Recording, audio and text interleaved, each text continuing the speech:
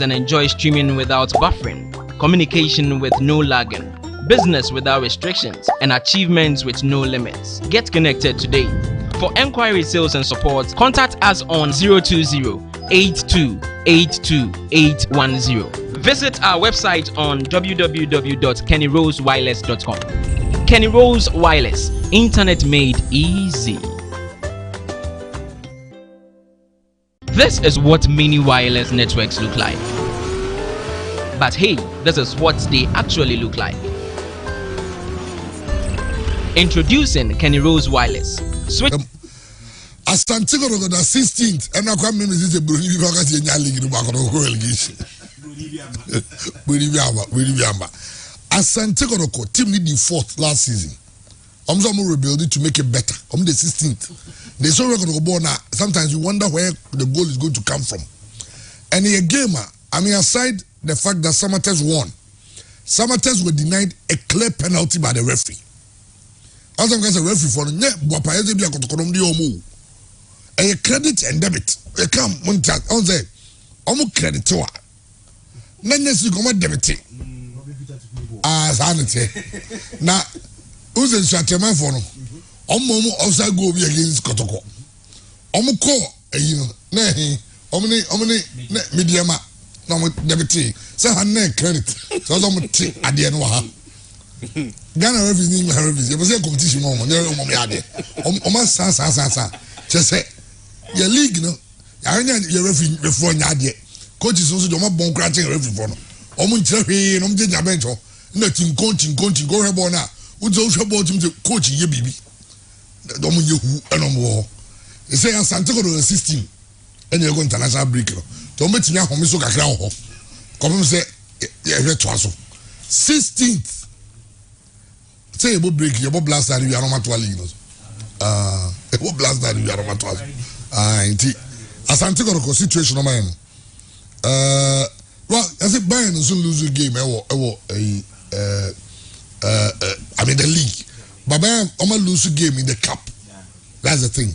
But Leverkusen, they haven't lost all competitions. All competitions they haven't lost a game. The Europa, the league, the cup. You know, almost lose it. Ghana Premier League champions. I know who is going to be league in the they got one name so to be Mediama. My boys in the almost go to Mediama Chelsea and one. Now almost at checking go for a be chimney buffalo 2-1 and 1-1 and now we are to it. Now about in fact matches in the dorsal. Hearts of fans say Papa be no be couple of factor Omudanasi. A couple of funa teaching my mom say and the brofo note. Then I could execute in the navy. What a brofo. Also, coach Martin Hoffman. Almost say, Omunyana Quine. Also, the told just as he has any a battery fort. A dinkomo. Emma has to work officially about but I be denied say, but has for no. We inquired a blessing mom. They need a coach like Bash. Has a work team no. Almost a ghost to be in the preseason. In fact, I'm sure Manchester City go preseason match goes. Almost a go to be a bad league munche. And I'm so there. Is there no the quite no more form? You are not careful. Could go be creating 19th position or league him. Do 18th and almost ako. And I say almost over St. Gal go do. I'm going to say. What I say? That and then some of those who didn't get Black Stars starts camping on today. Okay. Ahead of Madagascar Comoros game, no. Now Omugusuja baby omujina say 30, 50, 70, 100. The CNPA omun country players omun kika mum to ticket no. And him go set ball phone no go ball US no. Tantan no. Ghana for sorry ahomachi. Ball omuji 2 games. You share 6. Able 2 shot on target. Shot on target, second one, Ukraine. You have papa no the chair and watch baby who's second one. Koya Nipa bed there will be also have who second shot on target. You about 2 games, you about 2 shots on target. You really the players will be a jiskako. Your mom appearance fee for poor showing. You said this come mom, someone in a monko. And no more bahan, I'm saying 30, 70. And you say, Omukrom baby on Bobon. A hot team kono ku good when you must ya. Players into we decided. Say, you're traveling fans, ye players there diska. Musika am the to ticket no. Ye chama diamam. Ye die, ye tunti in this country. Is a yes bobo. Timonke kambum, namun to tickets and check. 30, ye nibi. Friday. In Friday. Shibdila. In Friday. Ye need 30. Why is it nibi? 30 Ghana, 50 Ghana, 70 Ghana, how many be? Mudam baby, Monhena, that much. Why? Well, I was some see a gun in your branch here, your friend of Raphael Dramina.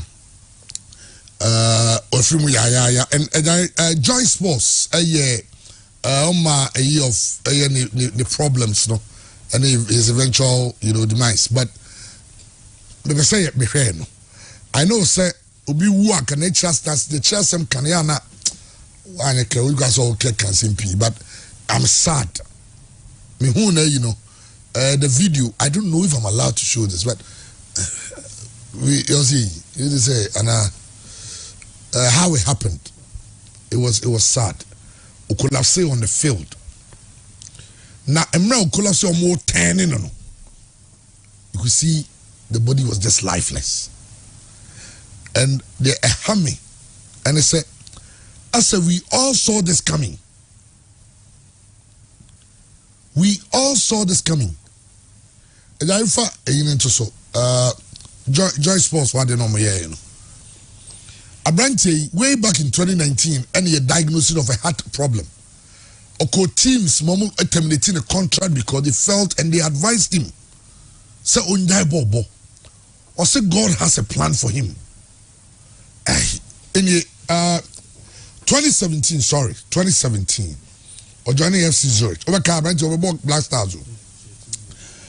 Obeki in international debut for Ghana, he scored twice against Ethiopia, AFCON qualifier, June 2017. August 2017, Brighton agreed fee with Air Zurich. But the failing medical, a honor 2017, would detect said he had a heart problem. It's your contra FC Zurich. A honor after the following year, and a Levante for signing. No, almost signing because of the heart issues in Oman and born Quanum Manembo. 2019, Ojani Real Zaragoza. And a honor Omu said heart problems and the symptoms in the Kosovo. That was 2019. 2019, Spain, where doctors catch and say. A better so be Jabobo immediately. Rafael Domina say, Nagopo plan, Emano. Nagopo plan of the man job about bounty, obedient canjans on your bobo. 2020 Spain. Or say, also maybe a rich a common also, friends said defibrillators. Omi fixi bi man say chinchina abo no bebo ena obo na me o ikakra bia Dr. Safajeni beti aboai say the advice zone na about teams no so team kan no mo bi ansan no say the guy because anyway 2020 in Denmark oko team bi Belgium she go ho e hona so no almost saying who the heart issues in Denmark, and the doctors here test, and almost say, Unyai born to said Denmark, almost say who you know, Belgium for they terminated his contract. So no, almost man more born. A branch and said da born your bubble. And also got sign call Austria. Cause signing God's plan. Sinyame si omobo. 2021 in Austria, Okolafse during a cup game. Yadne hospital. Emma, you revive no ma BBI okay. And Austria almost terminating the contract. And doctors advised him to quit football. Osida. Unyai. 2020 in Switzerland. Okache nzz.ch website no. Or say when I die, then that is the will of God. I say, December 2022, Okwa Albania signed for Ignatia. Or dominating league, he was scoring. I mean, left, right, center, doing what he loves to do. That's to play football. Sadly, on the 11th of November, during this game,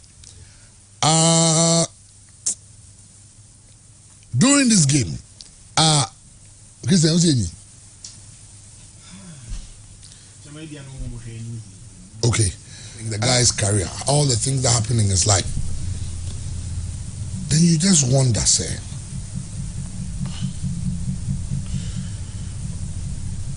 what? There's this thing he said, and the video is there. I'll say, I am never afraid.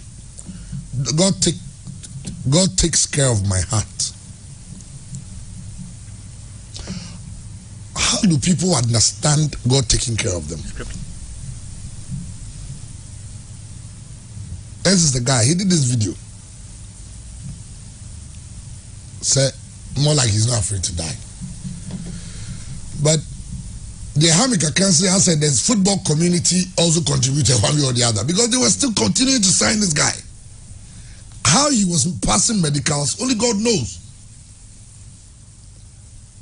But when you pray for wealth from God, God doesn't give you wealth. He gives you the opportunity to be wealthy. It's that simple. When you pray for good health, oh yeah, utibe ama Nyankopon doctor ebia Nyankopon di dim dia hye nsa ade bibia o ye no. Obetimi asa yare. That's God's plan. That's how God works. He continuously said that he obviously nyame bere na koma no. And it started in 2017 as sustaining. Every year there are things that happen. I think twice I was saying. And doctors advised him to stop playing. Stop playing. I never call Riasi. Doctor Nyakachro, I said, "No, Chabi grab is in Chabi." Doctor Nyakachro, when Nyaya, oh, qua me, oh, your power with die. With die because the tell is there. Life is precious. Life is good. It is sad. Na ebusuano ni ebemo mo yako. And the entire football fraternity.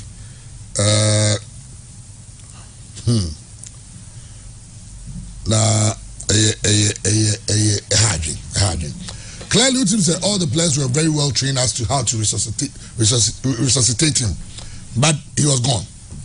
He was just gone. He was just gone. He was just gone. He was just gone. Gideon, minim baby na Gideon is so much rooted in the same Bible. Yejinyango pondi. Esa kachire se yema yeninda ho se aboa wo. Tinyango pon ojini di pa obo mpa ya kire no. Ba wo ko na hu se kase wo ho. Na okutia so a chema se be wo. Oh yeah. Oh yeah. Onim se kase pe ni obo mpa ye. Osi ni dinti ube tietia nyanya nkyere so abere omonka wo eno nkyere se hu se wo woda ho na okutia no so a onka wo obeka wo. Obedience, they say, is better than sacrifice. Asuti doctors na omokasa akire no, maybe God was speaking through them to you. Nyagopon in free through mekasa nkire through doctors and who said this is the condition until you jabo no ba ebe better tinchina also bebo wo wi chema wo kan waka ne sei na mmom no de mo adin de omodiko de ne be ya yebobo de aka no ho ban sa bossman ruling bibi ne si ye ne de bossman ruling by yemfa Rafa Jamina ruling sumrei chama unum se ko Italy a unya heart conditions a wo mobo yeah the Italian Serie A and as omulisi ni nyina their federation unya condition bia related to your heart So our contract krana, the contract is terminated. Na dia bosia kan biem. Adentina sa Lord yen universal. When you said Dr. Pambo, Black Star team doctor, I advise him personal so constantly to quit. And they tell me say on Ebia, I will say yeah papa spiritual fathers, the men of God, the men who stand in front of pulpits are commanding, I mean, huge respect and influence. No? They need to start speaking about God and what God does with knowledge he gives to people. Yeah. Say that any plane moves of Faha or China or Faha or we got signboard the NCC. What you say? Yeah, so driving now because Sunyano be chosen Sunyan Kanye, Ebia, walk out. Oh, corner out me, signboard. Ne do ko utim say ofa enyi esebi a ofa ha okọ nkawe asunya go straight ne ewiem urade eyi nyame na ewiem ni nsu no nyame na blessing people with knowledge to even sit down to even design a syllabus. Say okay, when you learn this you will be equipped to know how to navigate the skies. Mo yama mo ni nyame to me no the supreme being. Yes, I knew man. Nagopa nipa no. He had to also onimse nipa no ono abono. Also nipa ne o maintaining no. So also blessing people with knowledge to come out with something so that they'll be healers. Obi yaria okono ho oheno. It is a new technology ekano.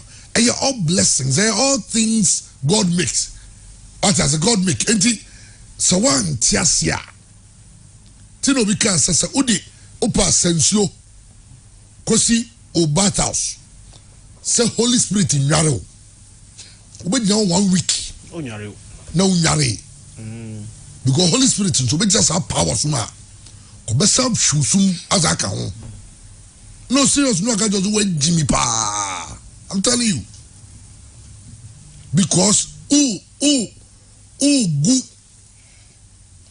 o som na ni mase.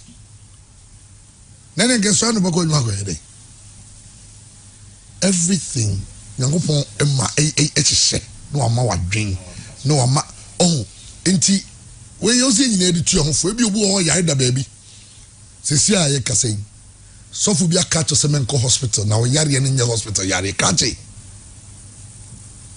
madam get up and go to the hospital because nipa krono no so hospital o yare en hospital yare no ono no yare or doctor hen personal doctor. Oh, so you advise the congregation, you advise people who go to church, you advise people who believe in what you say. I'm saying stuff will be our some check sorry everything.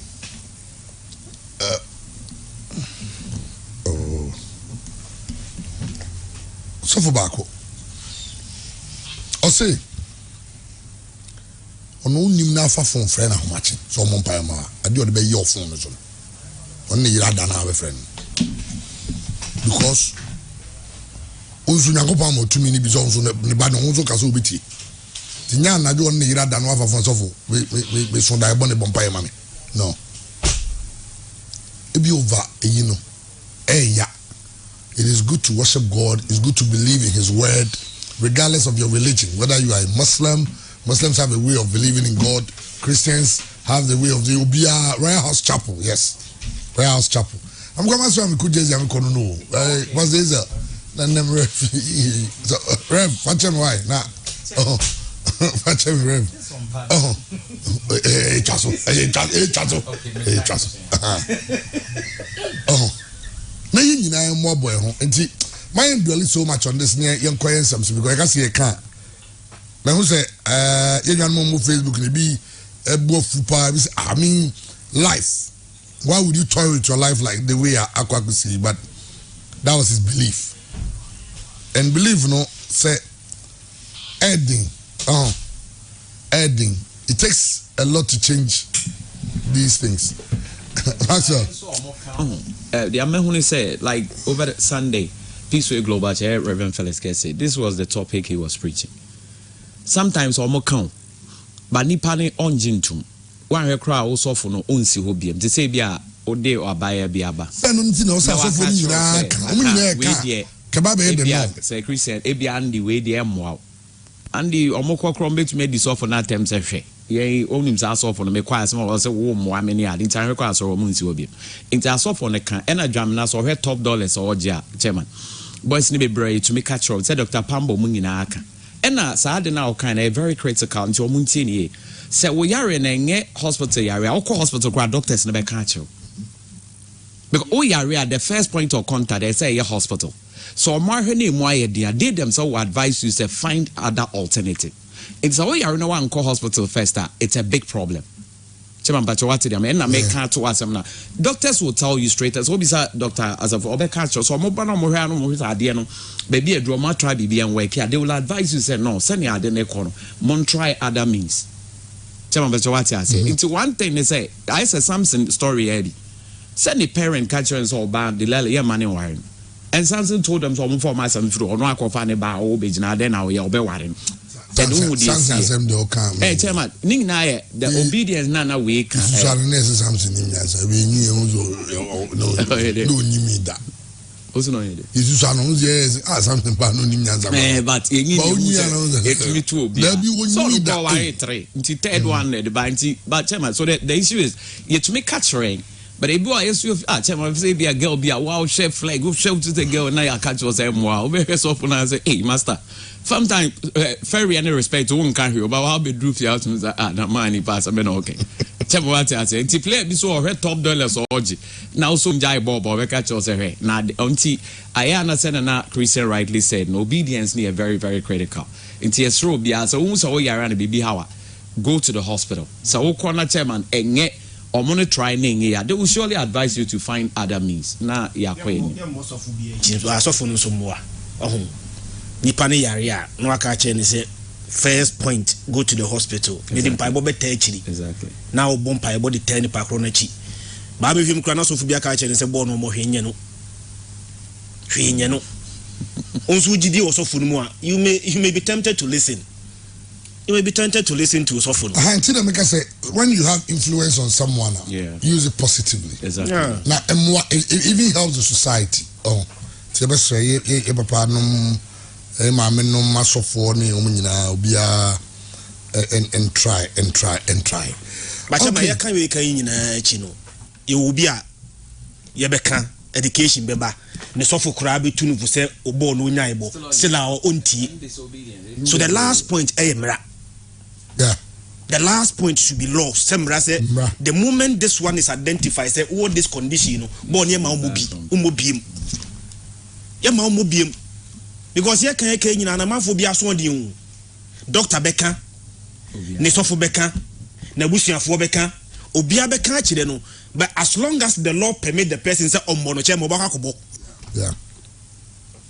And when baby emran blocking bia no want me mo omuvu ko be fufu baby emran ye adwuma eti ye masa emran ye enye universal itili untimi fa heart conditions mo bo untimi fa mo nti Italian law na unya heart conditions na even when you under contract the contract is terminated no FIFA for making sure say that law become universal ti baby abeko bia the moment na be your medical test no that condition will be identified no Emrano will prevent you from playing even when you are willing to play. Some you look at the other options. But what are the effects of scanner ojino? And nothing compares to life. The BNY chairman much more precious than coin cranipa. And FIFA for Idomunian Rafa Jamnas law, universal law. Unya hard conditions are baby we see can be the contract is terminated unsi can be yeah okay hard you brand to for no the American movies or today or social media no so and by the comedy know that I'm going to the both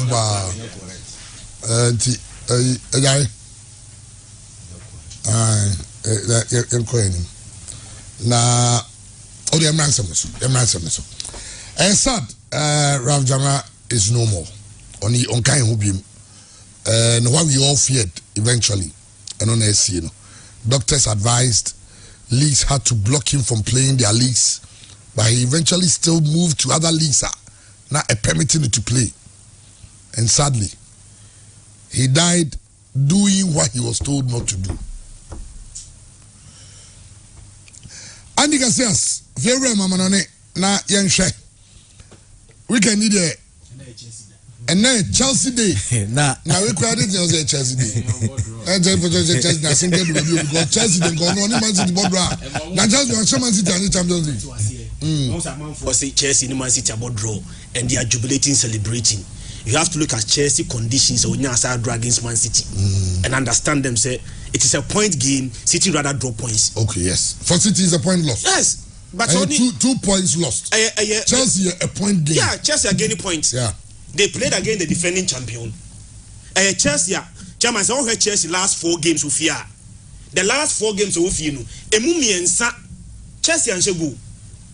The only time a Chelsea say go, I brought Obo fear, your money as an about 2-2. Fear and a Chelsea in Brentford lose 2-0. Chelsea and Shego Mpo. The same home game. And a Chelsea near Aston Villa boy, they lost 1-0. And a Chelsea still lose 1-0 to Nottingham Forest. So the last 4 games at Chelsea both, you know. Chama look at the teams. Brentford Banu Abesheno. Aston Villa Banu Abesheno. Nottingham Forest Banu Abesheno. No near Snabo 2-2. 13 league home matches. Chelsea winning 1 pay. And you are playing against Man City, the best team in Europe now. And to a large extent, the best team in the world. Yeah. Now we both here no fear. Now, Timisha Chairman, as many as 4 goals, Chelsea should be jubilating. Yeah. It was a very good performance. I mean, they stood up to the champions and told them, listen, you cannot run over us. An amazing week. Such Chelsea ne Spurs born Monday. And the same week in Umbo Man City. Yeah. Chelsea ne Spurs, you know. Okay, Chelsea share 4 goals. They never can. Say because of the 2 red cards, yeah. But they played against Man City with fear, no red card. Untiminya excuse BNT Chelsea share 4 goals. And to be able to get a draw against Man City there, maybe say about 4 years ago, 5 years ago, and a Chelsea in the City board draw or Stamford Bridge and common jubilate, common celebrity. Now you are talking about Chelsea. Chama, you started Premier League, you know. The first 5 games. Not Chelsea has only 5 goals. The first 5 games into the season, Ando Kaya, 5-5-5, you know. Say he was a new job to be as a great player, near 5-5-5. Chelsea about 5 matches, was 5 goals, was conceded 5 or 5 points. So a team and team in goals. Who would have thought? Say Chelsea and the team goals in the first 5 matches, you know. Ever bought 2 matches against Spurs and against Man City and scored 8 goals. They scored 4 against Spurs. Time no Spurs there, but Spurs are losing the first position. But that week, you know, Spurs were on top of the Premier League. And was Spurs 4. Yeah. And Man City on top of the league, almost Man City 4. And I was so happy the way I'm approaching game. You know, Man City a team where so much respect. Chema and go see what defenders in the time. So Munya so much time on the ball. No more they attack you. Chairman, they will still find a way to beat you when you sit back and give them that respect. But in a game, you know, Chelsea and Man City go toe to toe. That needed respect, you know. And now her sequence now game the call Chairman. We are neutral game the all day. We are neutral now when investment be a one.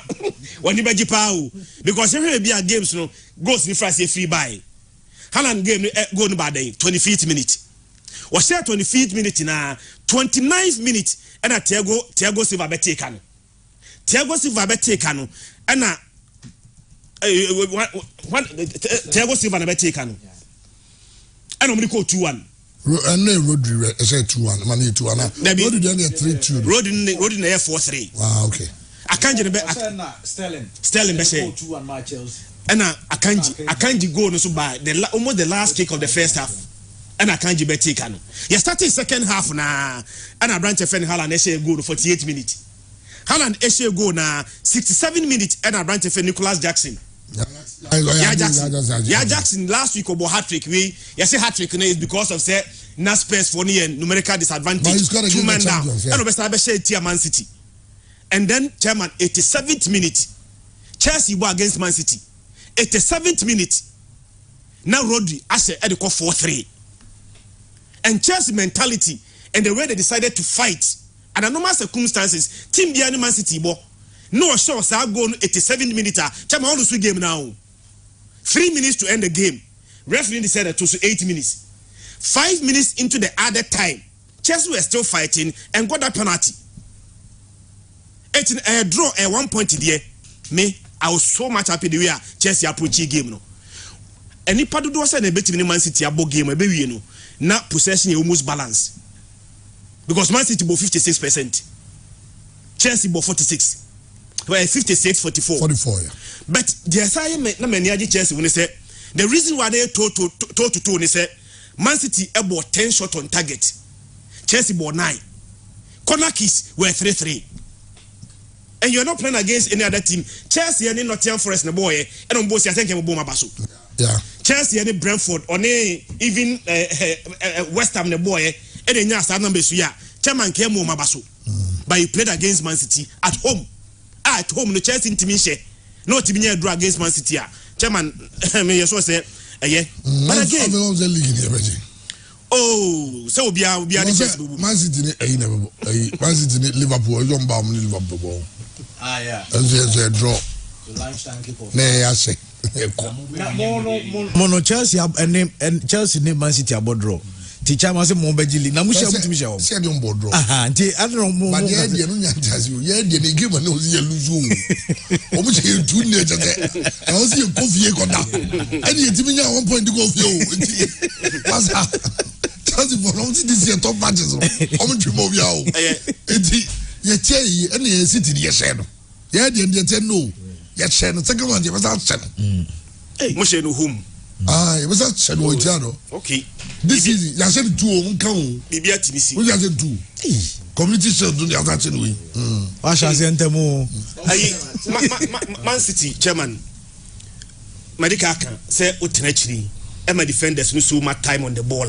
Chairman, dia, or me pre border, and they have time and patience to get to it for their moment. Benra, the way Chelsea a pressy or back line.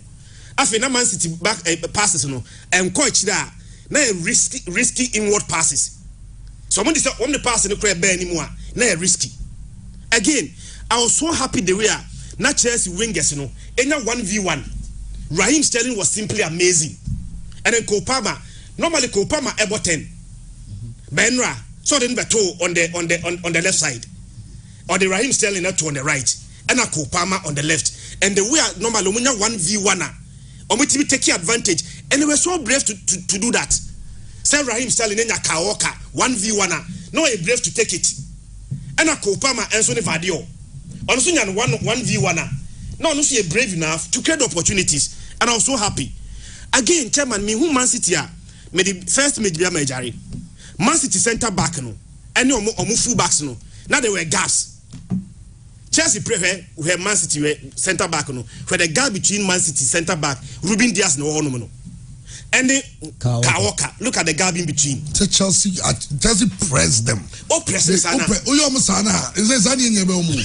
Say any true, yeah. Some money, it is a gap on the top centre backs, any full backs in Temoa. Once they find half spaces, the half spaces were available. Second major, Jari Bohuni more.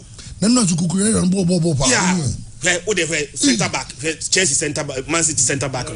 I can't deny Canono. And a full backs in one. Where the gap between you. But Christian signed it, but the only thing is, I don't say where Chelsea had won the ball. On the ball, no, now that's how it becomes, isn't it? But you don't get the ball to even come to them. But Chelsea this time, yes, he set up his team so well. So well. The back. But only say only say only say second match it's City say where the gap between almost centre back and full backs no half spaces. I want now a branch of friend Raheem Sterling any Kopama take advantage of pretty free. There were so much spaces for them. And yes, City for they created that spaces no. Chelsea forced them into creating that spaces for them. Now Man City won't no.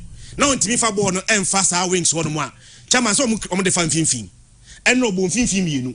Normally, Obo Rodri any Bernardo Silva. But so person pass it through the middle or the defender back eba and run a kanji the neighbor. No beka omumi no 3. Na Julian Alvarez and so drop your ba na 4. They create that box. Chelsea we also smart. Omu keti sa box na branch friend no Kupa Maba. Na branch friend no ya Jackson, Nicola Jackson and so drop your ba. It is a numerical advantage na City epe mfimfini so a o say hu ye and block that. But the same image na Majari. So say when senior ding no mu timi fa wodo mu a mfimfini no so a na City betimi operate free no.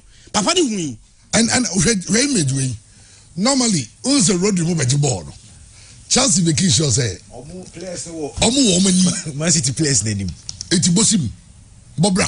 Yes, I will do 2 wings. Aye, obi abe hu ade. The last page in Finfina na wings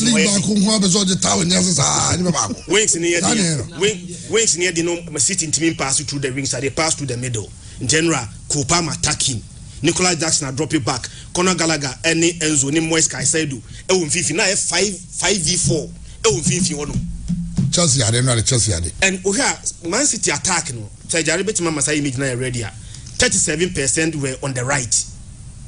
36% on the left. Only 27% of the attacks and they pass you through the middle. Which means that in FIFA also no Chelsea SID a dream. It's on far wings. In FIFA so Man City betting operate through on so they also realize that and on Safa in FIFA. And I like the way the boy rose to the occasion. Cole Palmer, he was just splendid. Yeah. I mean, he played like a player who wanted to prove a point. Say Pep before the game can say or any can say on time because Maris gone on with the opportunity and we insisted so because on when baby on the penalty go on the penalty on every me the City fan back voice be to what's happening so time na Cole Palmer aircon say as a City fan we tune for the upper Cole Palmer asem we tune for so be free Man City crack team bia na chamantia man yin se man walk okay efa Cole Palmer Cole Palmer to Chelsea. Here we go. 45 million. First things first, I want to say RIP Cole Palmer. Your career is now in trouble. If there was any club in the English Premier League, I would advise Cole Palmer not to go to Chelsea. Here we go. 45 million. First things first, I want to say RIP.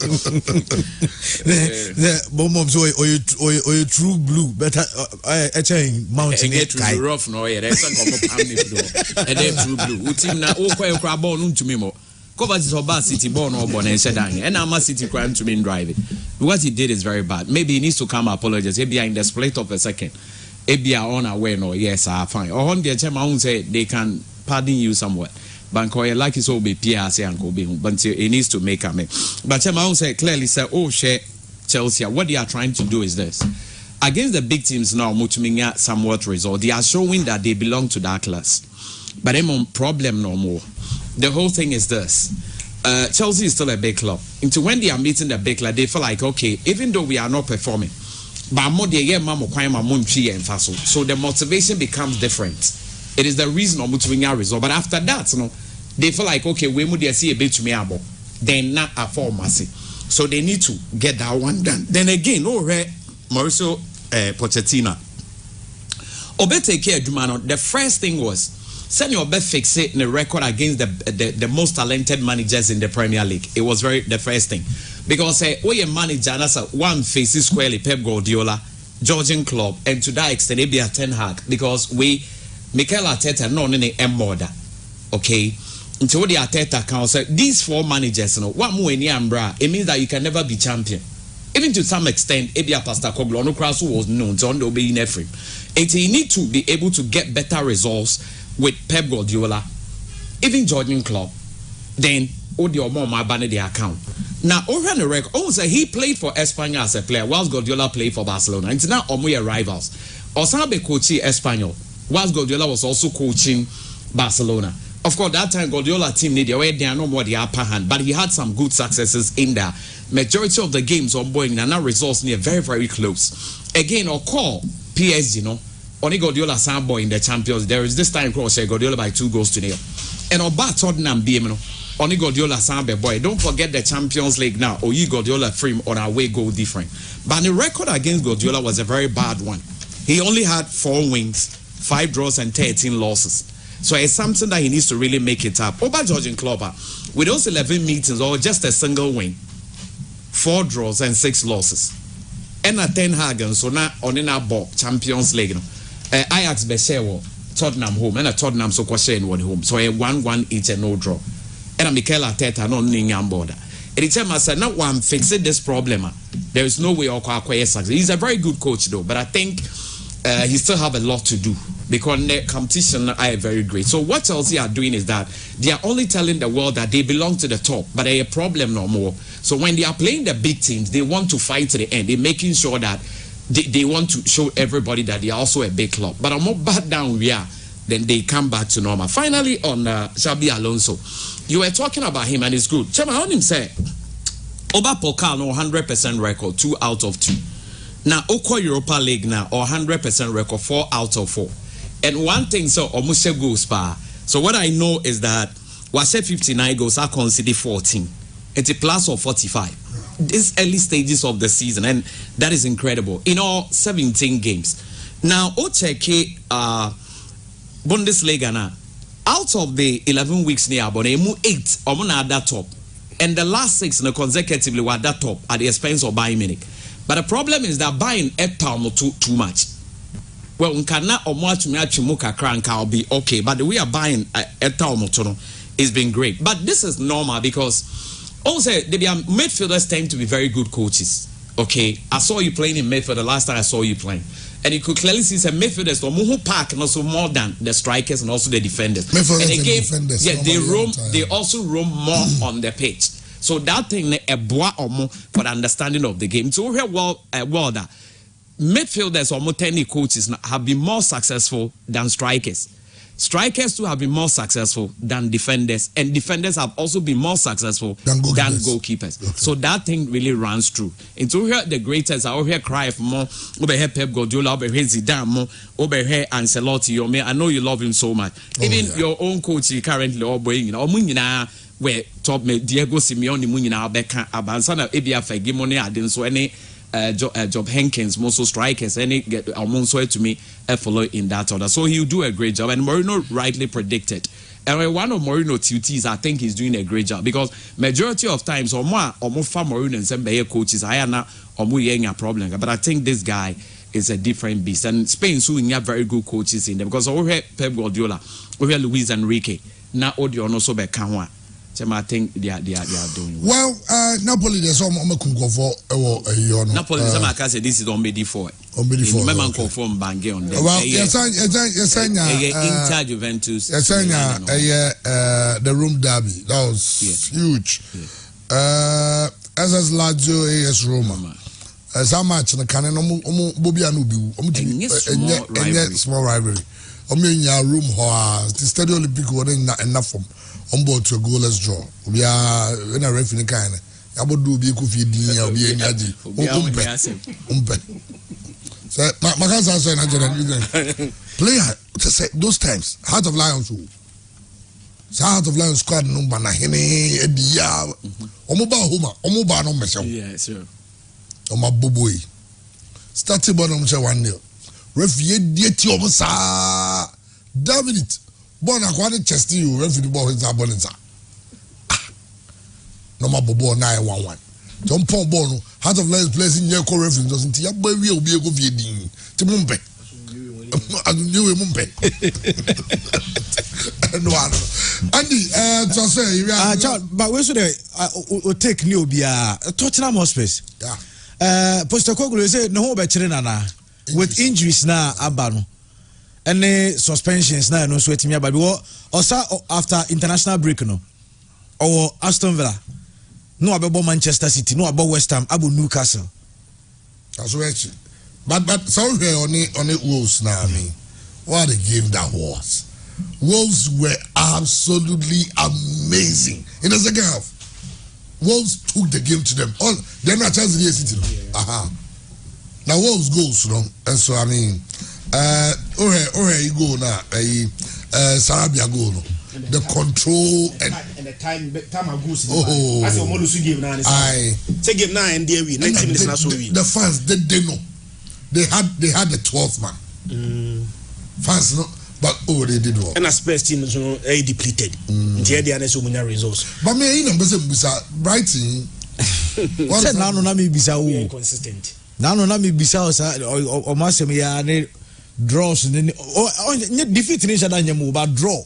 Those teams like only so that we not a feel of the players they should. Yeah, sure. And coach Neka say obetimi ato players but we to team the spirit no. Because it looks like the spirit is good. Teams like Omono. Of course, but your mom fairness. I mean, they got a record and a chef on 4. But even before this game, they've not been up to their level. Also, teams like Omono to me is so consistent all the time. A flashy, a flashy a season or two, they will go down and come back again.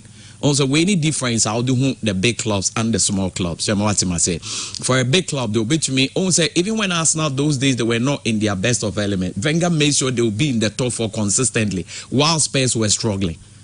Well, when you say about big teams in there, I'm not to me a consistent. It's a big player. I'll be consistent for so many years. It's not a player how good he is with his talent and everything. Where you rank him, your consistency count. But we all babako no akofor ba no akofor. These small teams, you know, are very normal, chairman. Okay, Andy. Transfer now. Randolph in Sia. I'll say no kaba Jamrad and Mrana na Okano. Say Nyanwasi before you join the U.S. military. They'll make sure you are medically fit before you can even sign the contract. I think the Ghana Hakra is like that. Your medicals, any sign because we need a lot of football. So the 90 minutes you are running, 90 minutes a day, every day. Be able to training 90 minutes running. Andy, run here through na Newcastle so weekendi. Bournemouth. Lose 2 to Bournemouth. Emma Drew na Kiran GP. And no ankasa supporters. Supporters na no kabuza say onim injuries or munswenya. It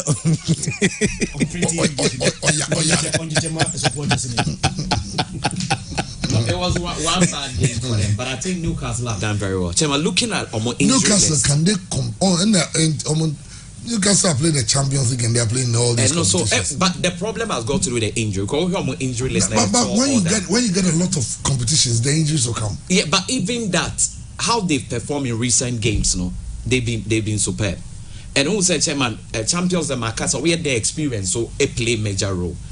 Dortmund might not be flamboyant, but at their home, when they are played, they know all is at stake. They know how to grind result. That's a mark of an experienced team, Chairman, what I say. So I think this season, I don't see them in the top 4. Like I said, I don't see Newcastle in the top 4, but I think they will give people. So one question, when your results over Newcastle, also top 4 ambitions will be much of a problem.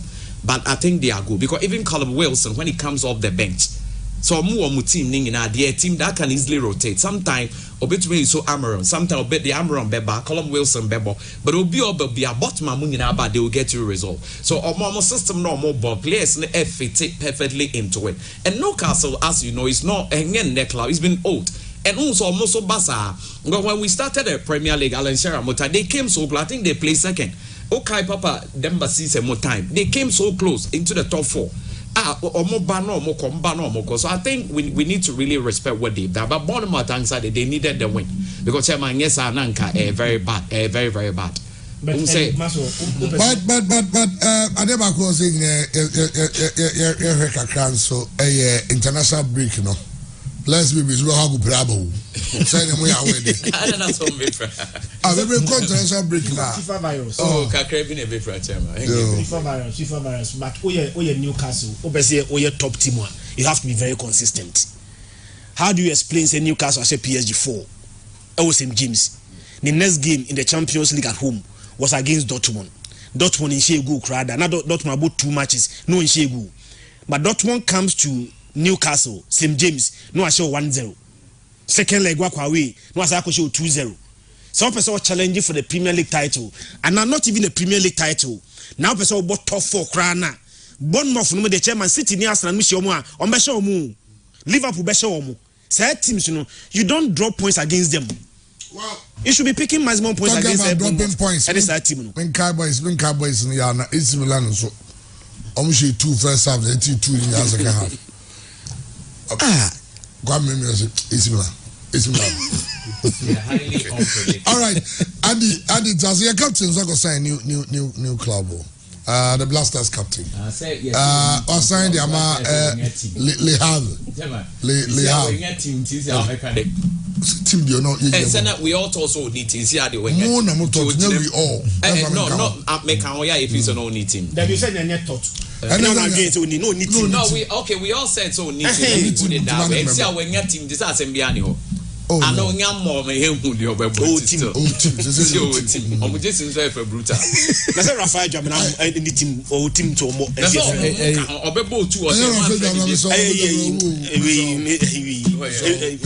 Edmonado. Oh, teams were so teams were more. There's no problem. They did your baby. They have the baby. They have it. I have a I'll be our bomber say we Ghana captain. Ali have or between our captain. And they didn't have Ali have now. United shall one brave. United is the after much one tell some high kind. Almost say Varane Varane mobile ni. Oh say because Maguire born if we are say pa. But Maguire is playing well now. He's playing well. I feel say as in some you when you're free. Maybe not move on a chair, but he say he's playing very well. But United problem attackers in Shegu. So United be that's na Shegu's pa. Omuni Fulham say Bruno Fernandes na share. Again almost share Brentford 8-2-1. McTominay and they say 2 goals no. Omni Sheffield, McTominay na share. Omni Brentford they say McTominay. I think so Omni Sheffield Diego Dalot and McTominay they say 2 goals and Manchester United. Yes, and then last win against Brentford at home because they were losing the game. And a branch of McTominay free bencher obeshe 2 goals in the moment. So the last 4 games United be winning krana goals in the bano. Nanya Bruno Fernandes and goes in Befi defenders. So the attackers Rashford, Nyamianu Ukraine were downgraded too much. And they're too sudden. Last year he was the best player for Manchester United, one of the best players in the Premier League. But no Timishe, a branch of Hodgland, I think they was 5 goals in the Champions League. But league now, Obe Forswa and none on your chance be Nachi or Bobonana Wasaba Abu player. So in the league, Nankasana, they will need their strikers to be up and doing and start scoring. No? They are not scoring. That is why United struggle to win games. Obey winning game, no crana, and then emphatic, 1-0, 1-0. Because defenders need to mount 2 goals. Washa Bako, Nanka attackers, no, Anthony. Cantoni di Bakubi Kanwo, na Bruno Fernandes di Bakubi Kanwo, na Hodgland Eddie Bakubi Kanwa, na defender Kwade Bakubi Kanwa. At least you are getting 4 goals in a game. But minimum season we so United actually 4 goals in the game one. Because the last game boy goals was against Manchester United. Almost 3, but they considered 4. The entire Muntimisha goals no, I attackers no, and basically all the attackers in the Premier League, or just one Premier League go between them. Rashford go no share no. Amuntimisha. And now some breast another defender. Let's actually go to the moment. Okay, Andy Amensia. Maticha Christian in the Bassa, you say, no, I can't go say Buakamu. It's okay. Savio Nyadi. Initial video. Into that. Say, Savi is showing clearly say about the top level European football now or a handicap. Chairman, that's the point. No, all of us say European level. David, I say, go for you more. Because he himself, Barcelona will be the first team to even qualify to the group stage of the championship. Because for the past 3 seasons, Ramon gets it's in Kofwe 1-0 per crowd, no massive. And I can tell us what meaty teams I can send your opponent to me. Shane record. But team of the moment, Girona. Or Girona be take over from Barcelona. Girona were they came from behind to win that game and they played well. They played so well. Very chances almost said no. Barcelona there's a OG who and as a Frasier Susi Okuma ho. Your next 2 games after the international break, Girona and Atletico Madrid. We are not playing well matches. But Girona and the Mulus. David. Possible. Be a draw. Because Deportivo Alaves will take you more chances. They say commercial bear 4 in the first half. Now, France the event Kunde. Hey. The dressing now. Born. Prison or China body. Let me say this authoritatively. A team like Barcelona, to have one of the best coaches in the world coaching them at any time. But they have never done that. That's another big tradition. Makers said Xavi is not a man. Of course, they had problems, and Xavi came through to help them winning the league, which he's done very well. But Barcelona Barcelona try league, chairman. We should be playing the Champions League and making impression. Chairman, when the big guys meet at the table now, you are not considered to be bigger. But at least the consolation Luis, you bet me be far away. Say about Ateta mo coach no. You be far now the boss you can say no baby no cry ni dream say I ba his team dey here now. Next 5 years there be say nyame na do no yes sir and you be far Ateta na Xavi amamu so won pele dia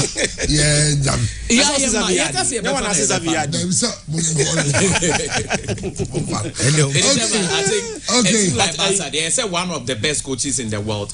But also no any tradition. Basa said am come mark and go far top coach bi aso. We need to move from Frank Rijkaard no on your top.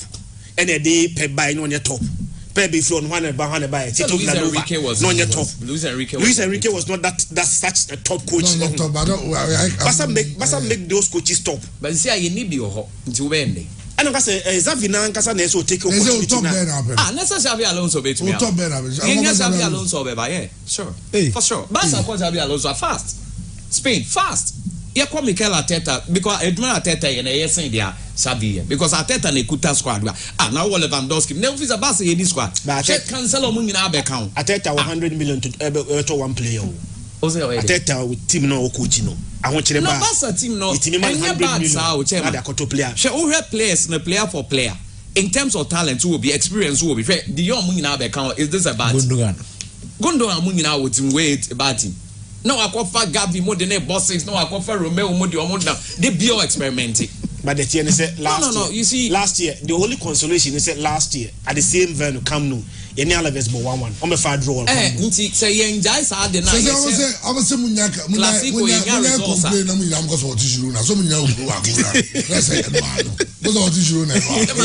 complain. That's a DBA, no, Saturday night. You bring a problem. Also, sometimes, oh, yeah, DBA, but Siano. Yeah, coaches said you on behind here, didn't baby. Obiani waiting. And as he down crowd, we can speak with him. Hey, Juma. Yeah, the answer team should be able to compete at the top. Now the moon just ran almost rain.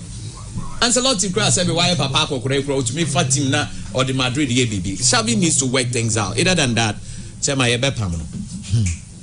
Yeah, so okay. Yamra league, no so. But Mama Chow, ma and Kensi say Asante go to 16. Teams in the league. 18. And the 16 which I say could be 2 teams. I'm with the relegation zone. Lions na that's here pa. And a Karela ba, na Kotoko aba. Teams say BT Kotoko. Nations FC BT Kotoko. Nations FC after the win. Omo winning. Nations FC winning, Mama be lead Kotoko with a point. In Swatchman lead Kotoko.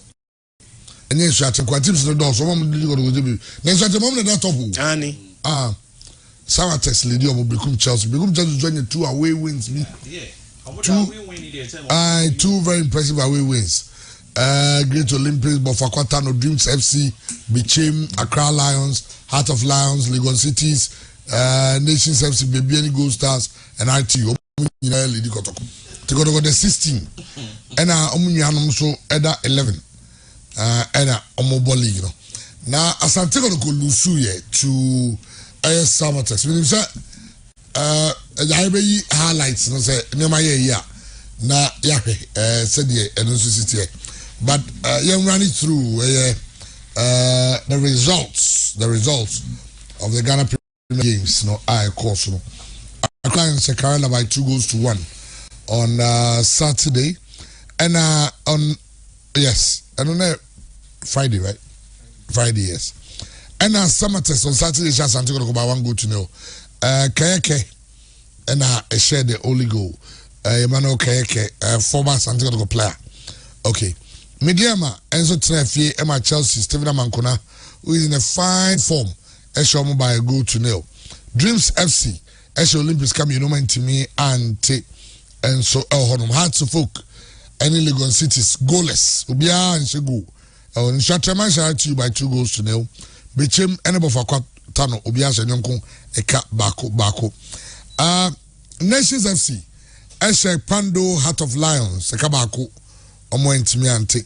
And there is a game and so Basu Diana Stars and a BBN Gold Stars and so Ebo and a Doma. Inti I go highlights answer. Oh, Asante go highlights. Now yeah, how Asante go lost that game too. Now after game Okluna be Kasai. Saturday no sometimes when every phone fan share you say everything you must say by force coaches should come and speak. This trend say be answer. Yeah, no mo boni say. Yeah, boni say. No mo call relegation na teams na ngwi. Yeah, be between one night. The chairman say yanhwe ya heart ne ko muntie me omo di o enye beba. The only problem is say Ghana ye mo no call relegation. It's omo nim say be omo ye bibia akra ye be mo makem. Eni de enti omo survive nko omo koy ate. But me that lad so I say and saying goes we consider. I mean, in all fairness, I mean he's a player we all love. But that the other boy anyway. Wait, Asari. Media I'm number one Okotoko chairman. Media I can't always not that lad is no good and it's even good so 2 good goalkeeper. But that boy should be number 1. But on say a coach is no so na any omo trade so they not that is not to say that but and Dallas who were exposure because of the national team no okay almost everywhere on be number 1 but I saw money big competition say my area has problem now obetima say away no 15 matches or more winning meboa and my brother said Christian can say see improvement say Christian improvement me and that down so be relegation you are not winning against smaller clouds or away. Into away no mpeke point. Say my fancy about 34 matches, we be about 17 away. O de nyamenga wad also lose. Say my be pick 17 points away. Ko every match we be a draw. Say my obo home 17 matches na aka no so goal no so ma. Enti no de me the 3 point back 17 no ma out 20. Chris Okabo ma nye 37. 37 points o de kwa infa. Enye relegation. Enti has corner mo corner relegation kwa na no mo nam so. Also, because I say coach in Yamian want 10 matches. Yeah, about 10. I find supporters now, sorry. Only has coaches be a dinkomo. So I'm very replaced already. But still here for the chairman, I'm telling you authoritatively, no correct. And I see car corner so count. But what do they Obian forget on back to House of Folk? I think. I say the NT or the free honor. On to me in Samba because those people cannot work with him. In the obey to know my age. And as you see, they are talking and say on the old management members, no, near Ibon Temone, Alaji Fawazok. I even heard Alaji Fawazok Kraba, MC Kumasi, one of these days, Edubisium. Any your friend is saying, Ariza call Munina Kasa, but it won't work. Me my house will wait, mean Joe Muska. And sat Alaja can be. Any be service and so or do free team no. Yes, the own baby, I told with your baby. They are the reason people are against Hearts of Oak. And some say with this the 3rd time maker, but who say Omudi basic way now. Some ahead of the season, we told them what is going to happen, and it is happening. So they should ask say, then you say BS in the account. You can't just say basic. Also, most media man. Fine, I praise them for the game they played, but only God knows how they won that game. Because me catch us a problem there. Drew baby, the only thing they say was sometimes over resorted to weights and means to create an impression that all is not lost, but in reality, be beyond sign. Because small boy away, Albert Yonde on his 1 message go. Still also that's why. Also, one year preseason, dear money time on his go. Kasala goes no, and Mabium. Junior Kabam Besego, be junior goes nature, I say, and Yasan Orchons on his go. Sa Isano Bueno, or Mobianim Nintio, Muntieni. I feel no more promoting from the junior side, the Abenin or Rebecca Cronus in go, but need it. And to because on Becca so ya Bobo has a Bobo you will team pa Bagonima, not winning match. And the biggest thing is that those 2 people should be kicked out. And almost every team for a very long time. It may feel so move free. It shouldn't be too much of a problem. In the Hearts of Folk and hey, no munya draw no so we are improving now. The omu yen relegation go away win it. Home so win it into Obekwai. Okay, a boss season will be unfa born to what name. Consider go. Also one say. You be 34 matches na averaging at 34 points. Say ma who relegation. It's a member in your mode. Kotoko the end they send an American. One, the so mo yen say. Omom kuta team na so mo accept responsibility. Chema ba what ya because Ghana no chema o de aduma so obi nsa na enkoye obi na e. Ekoye dia on na ya ade. That thing should stop. Now they should be humble, no munjai arrogance no. Again, complaints no chairman or muncha so yes ombe lusu focus. Because one, a wrong recruitment and a coach wokoye and na die bedu be be wa admit it. So boys now they ba mo bobo kra no mo yam shom. It is maybe in the second round we need to reverse the whole thing and do the best of recruitment. Any problem ne e bia solve it. Again, coach in that divide and rule tactics no njai. Because this was a coach, former management chairman or co. You had a problem with him, our player recruitment issue. Is it not true? Say players be background when you away.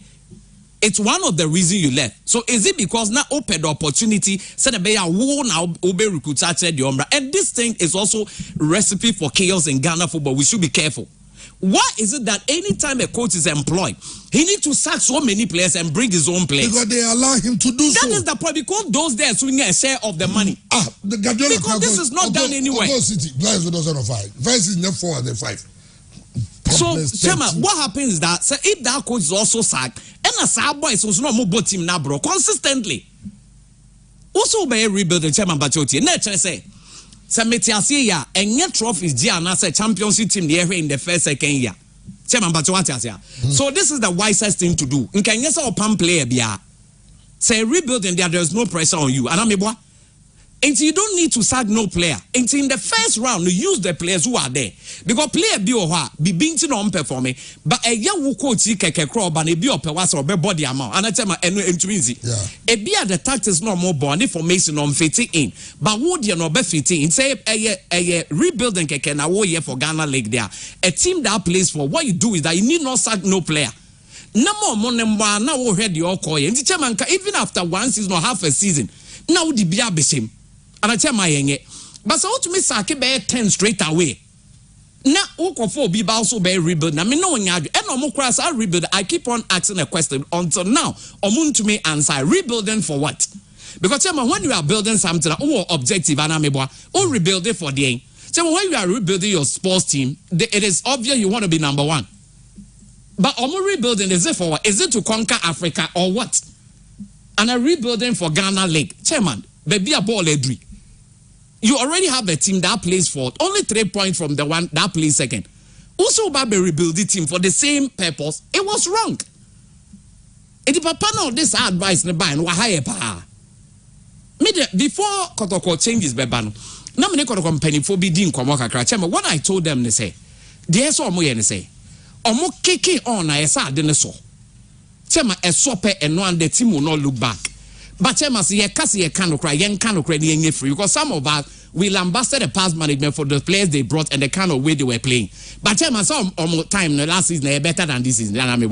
It's almost the team now quality. Almost the team now quality better than this season. Now they are blaming their strikers that they are not scoring. Christian, Manchester United also how many say goals no?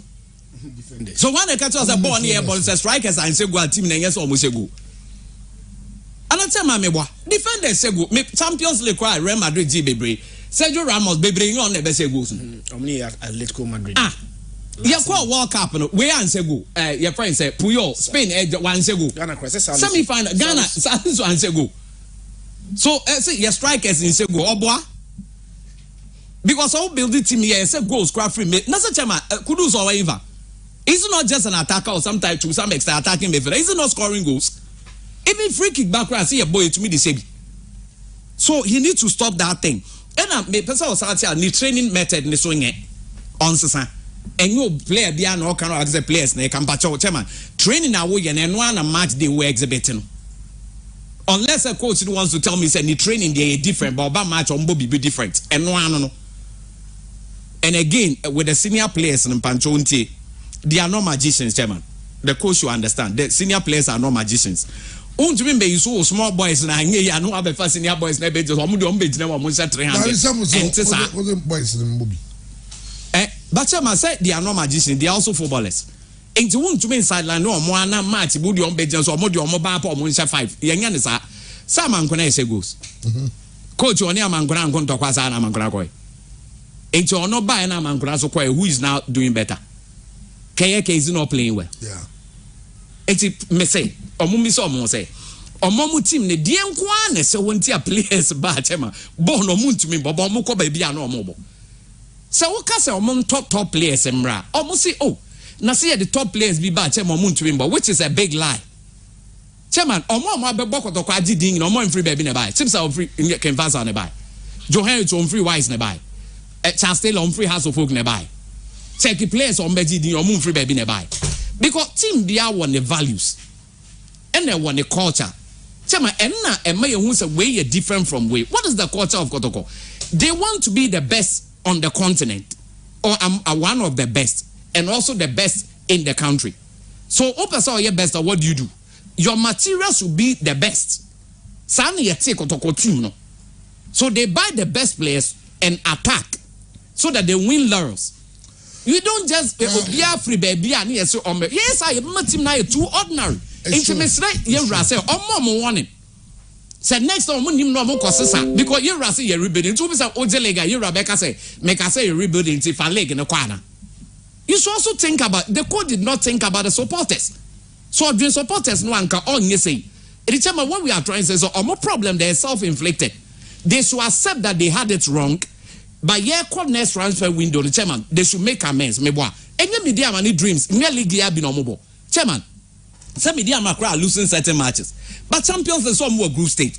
Anytime Makase, Metina say here, even at least the Confederations Cup, me won't say ball no more ball na too much. By your mentality, ne idea, you come nema your big teams into Menko. When they are even playing other teams or Musru, especially as you're drawn with North Africa team, Osru, you're drawn the team or what Dinka Kra Osru. How did Dreams any media get there? It was proper planning. Inti chairman, they are here can answer Kotoko problem they self-inflicted. Okay, well, Obika Simbio say every league you come out, team go 5 young player if you baby no about him. Now about inti young player no her team will be over 2 pay. No dey ba. So I go for say young player say division 2 for now for 8. That's a division 2 team. So division 2 team no na has show 6 and 4. And now Kotoko ni be training grounds team show 12. And 11. It is all the Umbe team now. They will give you Division 2 results. Exactly the point. As simple as that. Now, Chairman, Ubianka Sem Kwaranye, but Real Madrid M Fan Kora 8 and starting game. See, yako secunda division. Ni yako pick players Maku 8. Now, all the 8, start a game for Real Madrid. It won't happen. Once in a while, could be exceptional. Say Ada Guledi, Eddie Abetime room, but Ada Gule Ebono. Chama Tony Cruz any Luka Modric any Vavadi no more hormone boda da wo enti position ba ko pe bi na ba eno kwa dey do room kakranka krasa until so betima mature to play for the club. The sad reality is the last 9 points on offer for Asante Kotoko chairman Kotoko nya 0 the last 3 matches some go lose back one so atreman eno be lose back o kroma say dream special mu kroma say and no masa call 1-0 away agenda 1111 others say omo 1 and I show omo so a ye show omo back enough. The last 3 matches 9 points on offer Asante Kotoko was 0 now the how many say you don't see where the solution lies and Korani bo muntimi mo and Augustina Japan chairman no so na nyenyenyen what the call free kick na ombo share no. Yes, I'm from Morrison, Mobobo Ibi. And Morrison, as we trade the best 3 years in. And the same way Santo Kotoko consider free kick, you know. The same way they consider free kick, and the same way they consider the goal. And Kayake board as half a warning moon. The chairman, so we say body be more. If I warn me in an echo. What is the purpose of making the war? More blockable. Now we then there's no point of making the war in the first place. Listen, hearts of fans and after I'm drawn. Nobody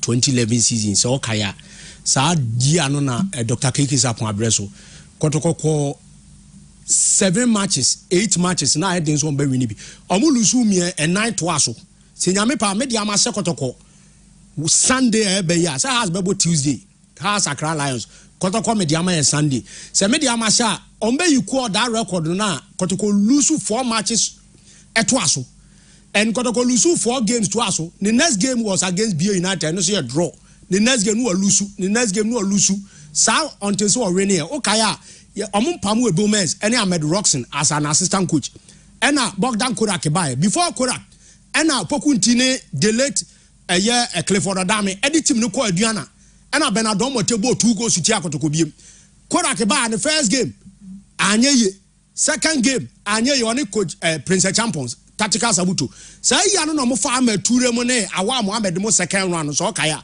Korak second round registration be say almost more than 10 players and omo back to the team said this time the Abia dem abekoyi and Abed Bruce Mo and company na ne man fam macro be Kumasi Asante Kotoko so Kotoko lusu ato aso premier nsa I been see that but dia ba kwa chama say nwanwan say all the former players abo Kotoko me coaches no 4 ni nyina so Kotoko se Michael say bo Kotoko wase Maso Konadu ase Karim Vito ase ena enu akochi team and the other Samates every Upper West Heroes back to 88 abra no we school be service obebo 2 years sako Upper West Heroes ono so sia akotoko awase no so 4 matches akotoko lose this season nyina no against some former players so I had the pa chairman say akotoko akwa 3 games ye hu bi ache 13 years ago ene BC enti it's up to the players and say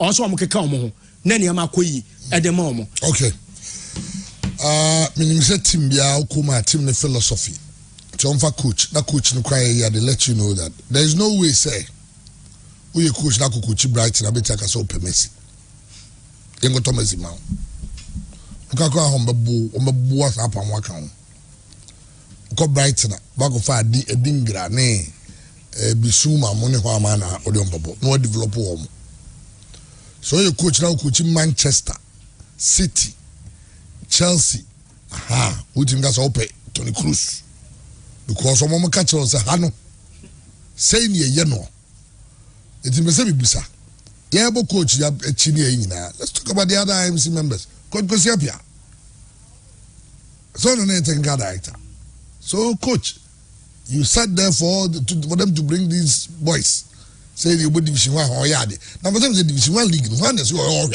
the beyond begin the division 2 player do no nim bopa no one the premier then you suck the be abaska you suck your experienced players they go play for teams now from small teams no they go there now what from krano na omo show because first it was the reverse and krano mumko those teams they play get experience and the exposure then they come to the big teams and they say Master Santi it is no wonder clubs like Midiama and Dreams are playing Africa na muko gumu wani masi bisama mzio Ghanaian players na no stand around from no qualify ku group stage so some no masa muko say division 2 for some no Africa na anya but the Ghanaian players nasa omzawe and the dreams of the media they are in the group stage ombebo kono has oh wa na has to focus with them because of strikers bro cover striker be free baby kashala wanet say onyade one day and obviously on your captain and the guys vote to what as a captain go far ko bi by ouching was a ouching onya oh say one ko form wo say dey you and they say mumienu ba ko da 11 ba ko da 16 yan kama sam mu de mu pa de mu dem di team ni bia mu fa nye na some ma so kan be du da ko mbo second one has be do e league na ba ko da 18 ba ko da 17 yo to was worst ever finish 11 position ye favor akoto ye bia nkokoi answer na ye ko Daud ba mo hwe eyin so also build manage your own stadiums NSA bonds to GFA premier clubs from Chumasi say on no stadium so manage wa be so stadium one seven na be say on how stress the stadium yen no man kusudie from Chumasi chairman I'm gonna edit rates in the bar for last time. So I'm gonna organize those games. Chairman, I said there be ya tete uyi umpeso beka se tia penny, but penny for be ya there. One so wonso obeka se tia o. Any no kwentiment kasa. Nti no say won kasa. Ya two stadium no mo Prof Tumesi adwuma den adwuma na wo ye. Yen fa ne se kotoko ne house folk ne clubs nyina ati. Omo nyu stadium no ya tum. Obenya de na film. Stadium no de be dey. No blaster. Oh, Sunya Coronation Park. Tama near mobile ho near Adani Market. I know Mudao. Near Didja Honum. Be a buy, Chema am I, before by stadium is my back to life. Yeah.